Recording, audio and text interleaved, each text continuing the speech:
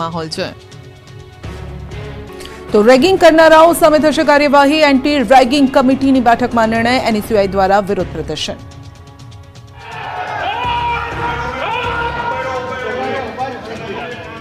આ વિરોધ સૂત્રોચ્ચાર, હલ્લાબોલ અને રજૂઆતના દ્રશ્યો છે ભાવનગરના। મેડિકલ કોલેજના સિનિયર વિદ્યાર્થીઓએ જુનિયર વિદ્યાર્થીઓનું જીવલેણ રેગિંગ કરતા વિરોધ ફાટી નીકળ્યો છે। રેગિંગને લઈને શિક્ષણ જગત શર્મસાર થયું છે, ત્યારે ભાવનગરમાં એનએસયુઆઈ અને યુથ કોંગ્રેસ દ્વારા વિરોધ કરાયો હતો।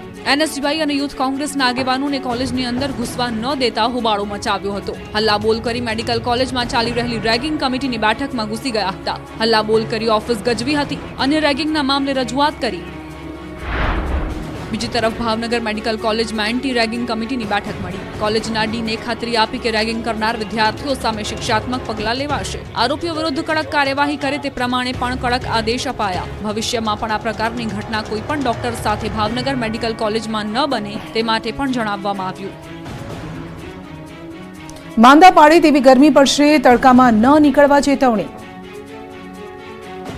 આગ ઓગતી ગરમીની શરૂઆત હવે થઈ ગઈ છે। હવામાન વિભાગે આગામી 5 દિવસ રાજ્યમાં ખતરનાક હીટવેવની આગાહી કરી। સૌરાષ્ટ્ર કચ્છમાં 5 દિવસ સુધી હીટવેવની સંભાવના સાથે યલો એલર્ટ જાહેર કરાયું। ઉત્તર ગુજરાતમાં 3 દિવસ માટે યલો એલર્ટ છે। હવામાન વિભાગના અનુમાન મુજબ રાજ્યના કેટલાક ભાગોમાં આ ગરમી લોકોને અકળાવી શકે છે। ખાસ કરીને દરિયાકાંઠા વિસ્તારમાં ગરમી અને ભેજયુક્ત વાતાવરણથી લોકોની મુશ્કેલી વધી છે। દરિયાકાંઠાના વિસ્તારમાં યલો વોર્નિંગ જાહેર કરાઈ। આગામી 5 દિવસ રાજ્યના વિવિધ જિલ્લાઓમાં રહેવાસીઓ ગરમીથી ત્રાહિમામ પોકારી ઉઠશે। આ ઉપરાંત બનાસકાંઠા જિલ્લામાં 10 થી 12 માર્ચ દરમિયાન હીટવેવની શક્યતાના પગલે યલો એલર્ટ જાહેર કર્યું છે। હાલમાં ગુજરાત ઉપર ઉત્તર પશ્ચિમ તથા ઉત્તર દિશા તરફથી પવન આવી રહ્યા છે અને તેથી ગરમીનું પ્રમાણ વધી રહ્યું છે।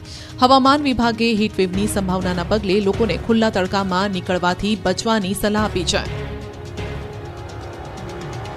સુરતના શરદા ગામે પંચરની દુકાન અને કરિયાણાની દુકાનમાં લાગી આગ। સુરત જિલ્લાના ઉમરપાડા તાલુકાના શરદા ગામે ભીષણ આગ લાગી હતી। 2 દુકાનોમાં ભીષણ આગ લાગતા નાસભાગ મચી ગઈ હતી। રમેશભાઈ વસાવાની પંચરની દુકાન અને તેની બાજુમાં આવેલી રાહુલભાઈ વસાવાની કરિયાણાની દુકાનમાં અચાનક આગ લાગી હતી। દુકાનમાં ટાયરનો જથ્થો હોવાથી આગે ગણતરીની મિનિટોમાં વિકરાળ સ્વરૂપ ધારણ કર્યું હતું।